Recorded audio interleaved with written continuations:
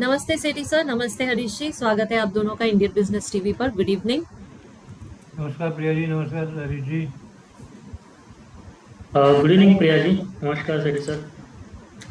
तो आज हमने बाजार में फिर से गिरावट देखी है। आज सेंसेक्स जो है 624 पॉइंट्स नीचे रहा, क्लोजिंग एट 81,551 पॉइंट्स। और निफ्टी 174 पॉइंट्स नीचे रहा, अगेन 25,000 से नीचे क्लोज हुआ at 24,826। Active stocks for today: Reliance, Infosys, Eternal, ICICI bank and HDFC bank. Top 5 gainers for today: Jio Financial, IndusInd Bank, Trent, Sun Pharma and Adani Ports. Top 5 losers for today: Ultratech Cement, ITC, JSW Steel, Tata Motors and Axis Bank.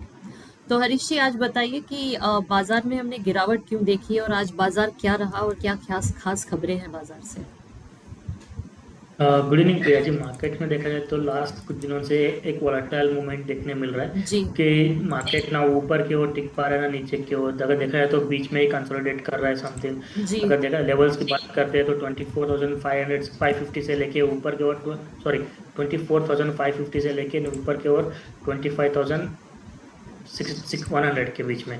तो हम्म। अगर मोटा मोटा देखा जाए तो चार चार 400 रुपए के 400 पॉइंट के रेंज में निफ्टी मूवमेंट दिखा रहा है। हम्म। और 25,000 के ऊपर टिकना बहुत मुश्किल हो रहा है स्टॉक इंडेक्स को, निफ्टी को। हम्म। अगर लगातार तीसरी बार कोशिश किया लेकिन आज के दिन में भी, लेकिन उसके ऊपर टिक नहीं पा रहा है। तो हम्म। मुझे लग रहा है कि कुछ टाइम पीरियड के लिए ऐसे ही कंसोलिडेशन में रहेगा मार्केट। और ऊपर 25,000 अगर क्रॉस करता है तो मुझे लग रहा है कि फिर से एक बार मोमेंटम बिल्डअप हो सकता है। तब हम्म। तक के लिए मुझे लग रहा है कि इमीडिएट बेसिस में सपोर्ट जोन है 24,500 550 के अराउंड। तो अगर ये ब्रेक करता है तो फर्दर वीकनेस देखने मिल सकता है। नहीं तो मुझे लग रहा है ये जो वीकनेस, ये कंसोलिडेशन है, कंटिन्यू रहेगा कुछ टाइम पीरियड के लिए। हम्म। देखा जाए तो जी। ट्रेंड आपको क्या लग रहा है, मार्केट का बुलिश ट्रेंड रहेगा?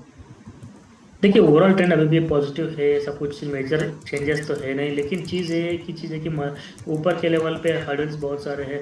लेकिन जो 25,000 का हर्डल है वो हम्म। क्रॉस नहीं कर पा रहा है, जहाँ से कंटिन्यूस बिकवाली देखने मिल रहा है मार्केट्स में। हम्म। तो मुझे लग रहा है कि थोड़ा टाइम पीरियड लगेगा कंसोलिडेशन के लिए। हम्म। और उसके बाद क्योंकि जिस तरीके से रैली हमने देखा लास्ट 2-3 हफ्तों में, तो मुझे हम्म। लग रहा है कि उसका बहुत टाइम पीरियड लगेगा कंसोलिडेशन में। तो उसके बाद ही मुझे लगता है फ्रेश अभी चीज़ है कि RSI का भी मोमेंटम देखते हैं तो RSI हम्म। डेली में 57 के आसपास चल रहा है, जो जी। कि मेजर नहीं देख रहा है। और जो रिसेंटली रैली में RSI जो है फास्ट अप मूव हो गया था, तो हम्म। ऑलमोस्ट रेजिस्टेंस जोन के आसपास है RSI। तो उसके चलते मुझे लग रहा है कि तो कुछ टाइम पीरियड के लिए कंसोलिडेशन देखने मिल सकता है निफ्टी में। जी। तो ये बाजार के बारे में रहा। कॉर्पोरेट न्यूज़ सुन लेते हैं और फिर हम आगे बात करेंगे इरिस लाइफ साइंसेस लिमिटेड और भारत अर्थ मूवर्स लिमिटेड के बारे में। सेठी सर, प्लीज न्यूज़ चलाइए। जरूर। लिमिटेड ने प्रीपेड ग्राहकों के लिए नए अद्वितीय मनोरंजन पैक्स की घोषणा की, जिसमें 25 OTT प्लेटफॉर्म शामिल है। चीन के औद्योगिक दाम अप्रैल में व्यापार तनाव के बावजूद तेजी से बढ़े। सोने ने नुकसान बढ़ाया क्योंकि यूएस व्यापार वार्ता ने सुरक्षित निवेश मांग को प्रभावित किया। भारत NSE मंगलवार की समाप्ति के लिए डेरिवेटिव अनुबंधों की अनुमति देने की योजना बना रहा है। भारत का NSE $118 बिलियन का प्रस्ताव सेबी केस निपटाने और IPO पुनर्जीवित करने के लिए कर रहा है। इंडिगो के गंगवार ने बढ़ी हुई हिस्सेदारी बिक्री से $1.4 बिलियन जुटाए। इन्फोसिस लिमिटेड ने इनोगेन के साथ एक रणनीतिक सहयोग की घोषणा की, जो अनुभव आधारित डेटा संचालित स्थायी डिजिटल कार्यस्थल पारिस्थितिकी तंत्र में मदद करेगा, जिससे इनोगेन पूर्णस्टैक डिजिटल ऊर्जा कंपनी में परिवर्तित होगा। कौशल्या लॉजिस्टिक्स लिमिटेड ने श्री सीमेंट लिमिटेड के लिए CFA मॉडल के तहत भिवानी डिपो में संचालन शुरू किया। मेगाथर्म इंडक्शन लिमिटेड ने साइप्रियम इंडक्शन के साथ संयुक्त उद्यम समझौता किया, जिससे वह उत्तरी अमेरिकी बाजार में मेगाथर्म उत्पादों की बिक्री और प्रचार कर सके।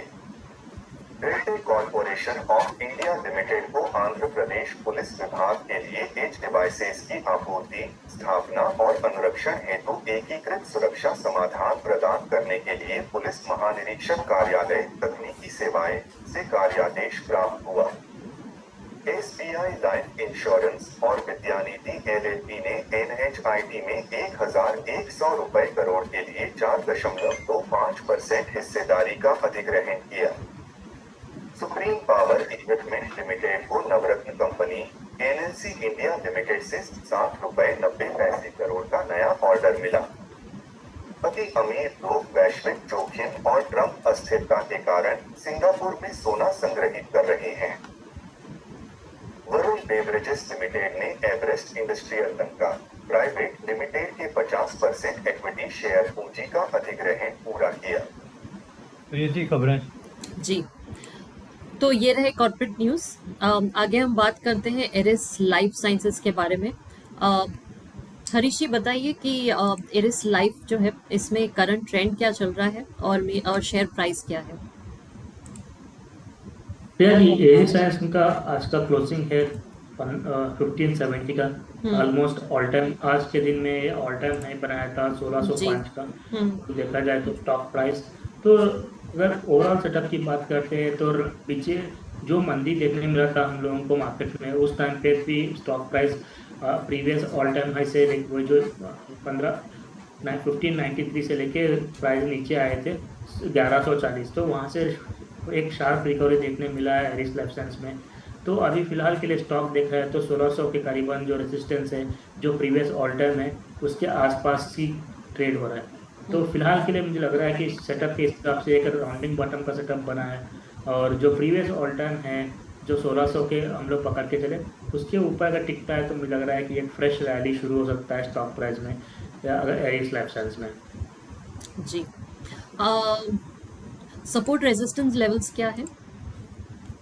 देखिए अभी भी मार्केट आज का क्लोजिंग आज नया हाई तो बनाया है 1605 का, लेकिन अभी तक उसके ऊपर क्लोजिंग नहीं दिया। तो मुझे लग रहा है कि रेजिस्टेंस जोन अभी भी 1600 का ही पकड़ के रहेगा।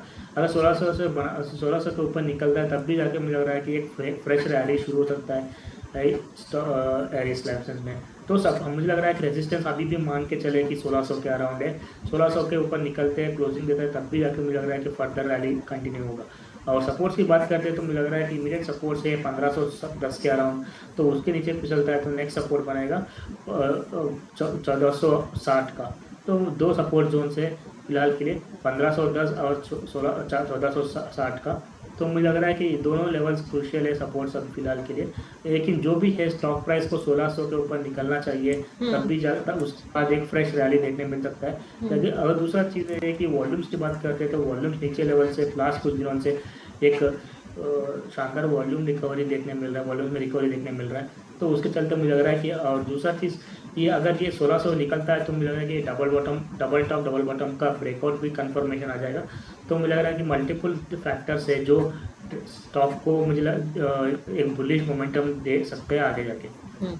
जी, आपको क्या लगता है, आपके हिसाब से क्या फोरकास्ट है इस स्टॉक को लेकर।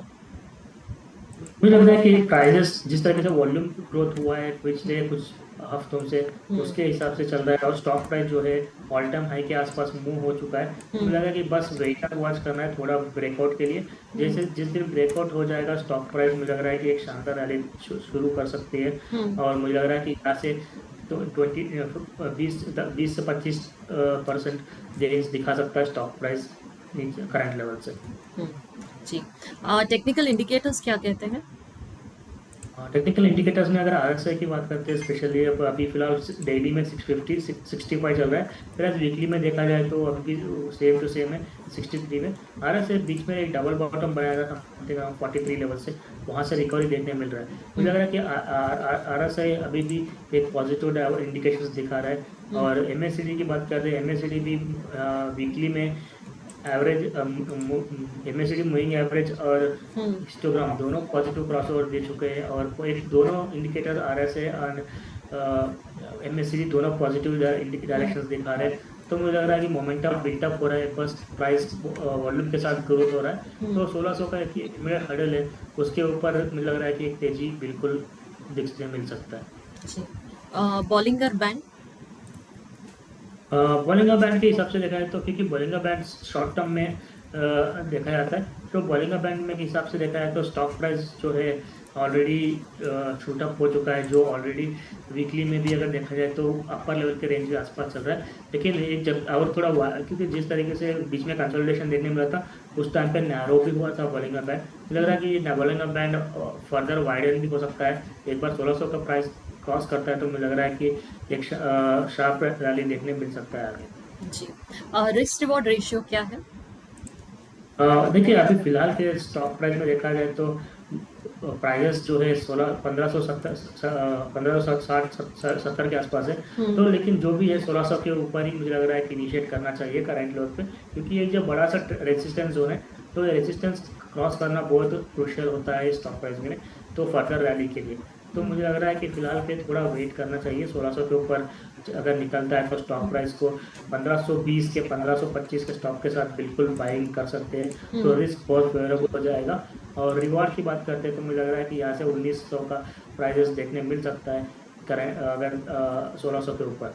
तो मुझे लग रहा है कि कहीं ना कहीं स्टॉक प्राइजेस मुझे लग रहा है कि ऊपर की ओर ट्रेंड पॉजिटिव है, और जो कि ऑलमोस्ट 15 से 20% का रिटर्न बिल्कुल देखने मिल सकता है। तो स्टॉक मुझे लग रहा है कि ओवरऑल सेटअप भी ठीक ठाक है, अच्छा है, और रिस्क रिवॉर्ड भी फेवरेबल है। उसके चलते मुझे लग रहा है कि बाइंग करना चाहिए 1600 के ऊपर बिल्कुल। अगर किसी के पास ऑलरेडी एग्जिस्टिंग होल्डर्स है तो मुझे लग रहा है कि बिल्कुल बने रहे टाइम पीरियड के लिए। एक बार 1600 के ऊपर निकल जाए तो स्टॉक प्राइस में बिल्कुल मोमेंटम बनेगा। जी, इन्वेस्टर्स को क्या सलाह देंगे अगर वो बाय करना चाहते हैं ये स्टॉक? तो फ्रेश इन्वेस्टर्स है तो मैं जैसे बताया कि 1600 के लिए थोड़ा वेट कीजिए, 1600 के ऊपर निकलने के बाद बाय करना बेटर है आईआईसी लाइसेंस में। जी, नेक्स्ट बात करते हैं BEML के बारे में, Bharat earth movers limited. Sethi sir, your questions. उनमें भारत अर्थ मूवर्स का रेंज क्या ट्रेंड लग रहा है आपको?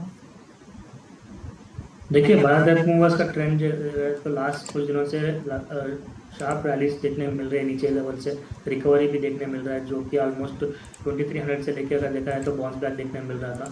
तो कल के दिन ऑलमोस्ट स्टॉक प्राइस में न्यूज़ रिजल्ट था, रिजल्ट के दिन एक शानदार रैली देखने मिली। ऑलमोस्ट कल के दिन ही एक ही दिन में स्टॉक प्राइस में 15% का प्राइस अप्रिसिएशन देखने मिला स्टॉक प्राइस में। तो मुझे लग रहा है कि एक ट्रेंड लाइन का रेजिस्टेंस था, कल ब्रेक कर चुका है, 200 डे मूविंग एवरेज के ऊपर क्लोजिंग दिया है।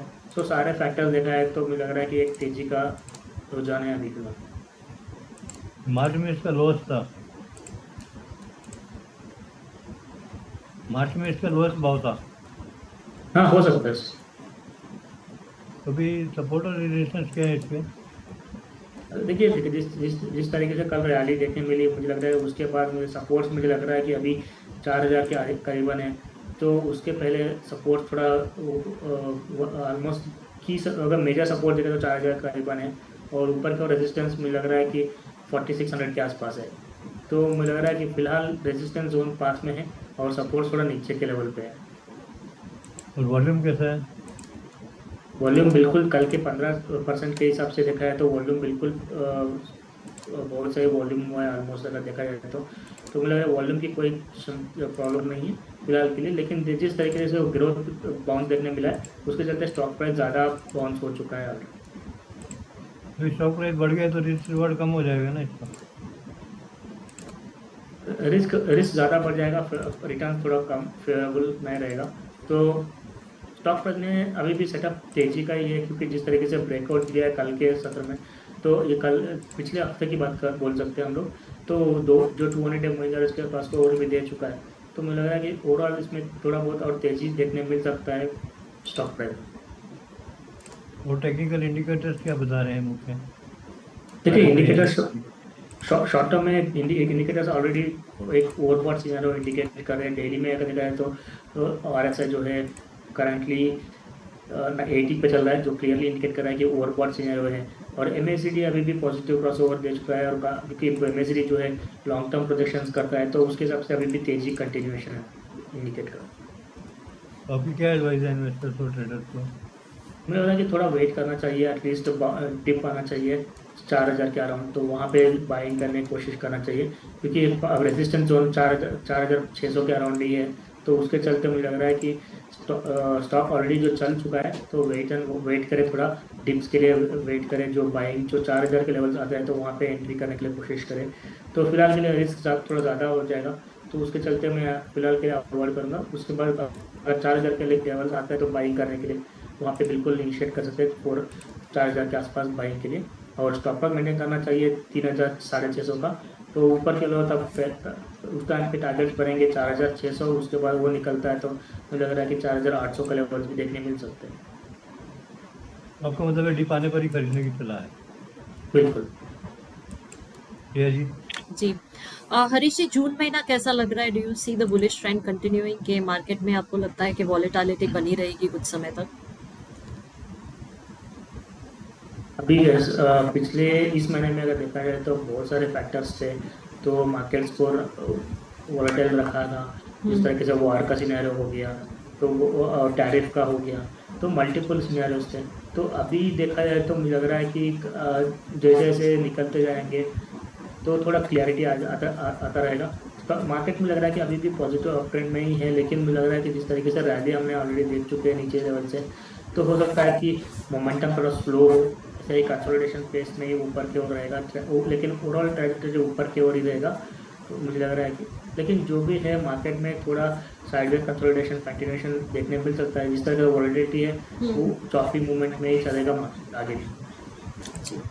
Harish ji, thank you so much for joining us. दोनों स्टॉक के एनालिसिस के लिए thank you. See you next week. Thank नमस्ते। You sir.